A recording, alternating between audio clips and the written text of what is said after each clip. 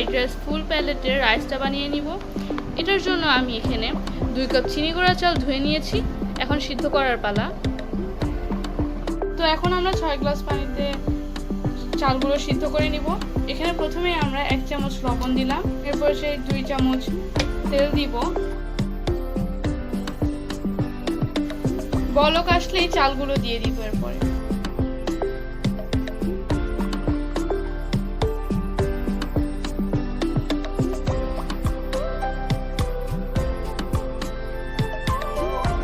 চাল দেওয়ার পর এটা একবার ভালোভাবে নাড়িয়ে নিব। এরপর 80% সিদ্ধ হওয়া পর্যন্ত অপেক্ষা করব। আমরা 80% করে এখন এটাকে নামিয়ে নিব। আমি এখানে 2 কাপ পরিমাণ মুরগির মাংস নিয়েছি, একদম স্লাইস ভাবে চতুর্ভুজের মতো করে। এখন এখানে আমি দিয়ে দিব 2 চামচ গোলমরিচের গুঁড়া, 2 টেবিল চামচ সয়া সস, 1/2 চামচ লবণ,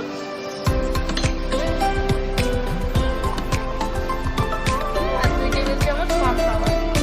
এই সব কিছুকে মাখিয়ে নিব ভালো করে।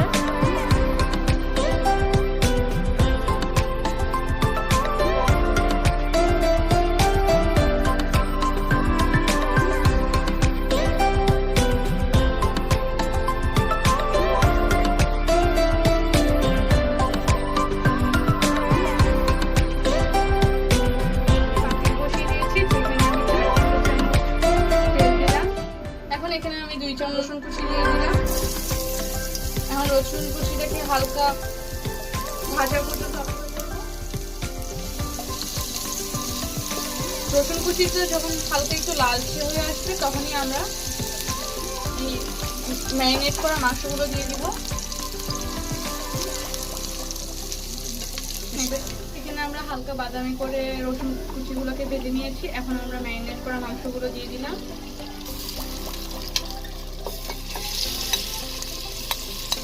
এখন 3 থেকে 4 মিনিট আমরা হাই আছে এই ম্যারিনেট করা মাংসগুলো নাড়তে থাকবো।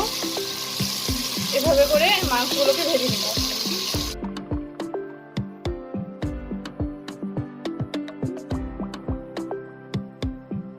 এভাবেই আমরা 3 থেকে 4 মিনিট ভালো করে নেড়ে মাংসগুলোকে ভাজি করে নিব।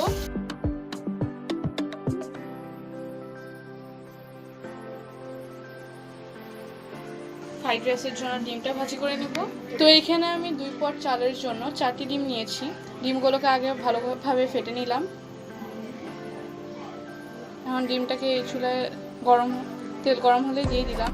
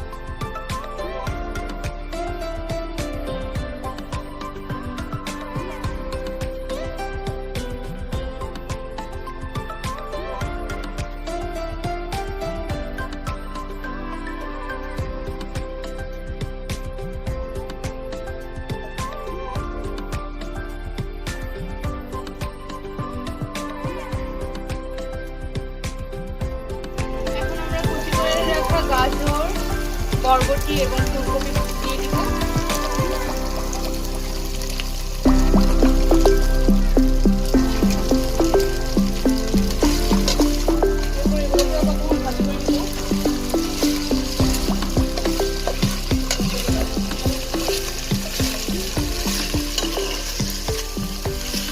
আমরা হাই হিটে এই পুরো প্রসেসটা করছি। তো এখন আমরা 1 চামচ লবণ দিয়ে দিব।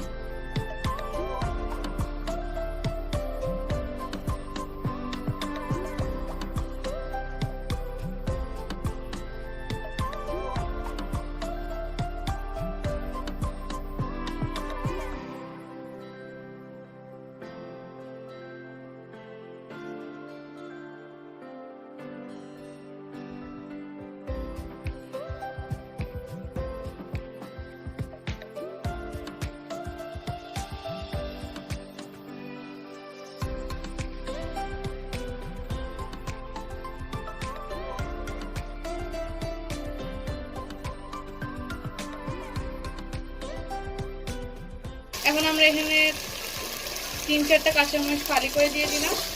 আর অনবরত ঠিক 2 মিনিট আমরা এটা নাড়তে থাকবো। এটাকে কিন্তু ভাতেও সিদ্ধ করা যাবে না আর কম আঁচেও করা যাবে না, পুরো হাই হিটে এভাবে ভাজি করতে হবে। এখন আমরা এখানে সেই ভাজি করা ডিমগুলো দিয়ে দিব। ডিমগুলো আমরা একদম বেশি ভাজি করব না, একদম সফট করে ভাজি করব। বেশি ভাজি করলে খেতে ভালো লাগবে না।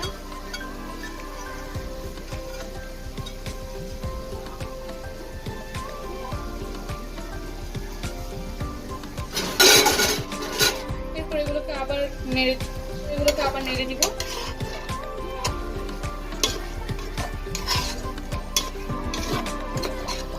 এই পর্যায়ে আমরা সেই সিদ্ধ করে রাখা চালগুলো দিয়ে দিব।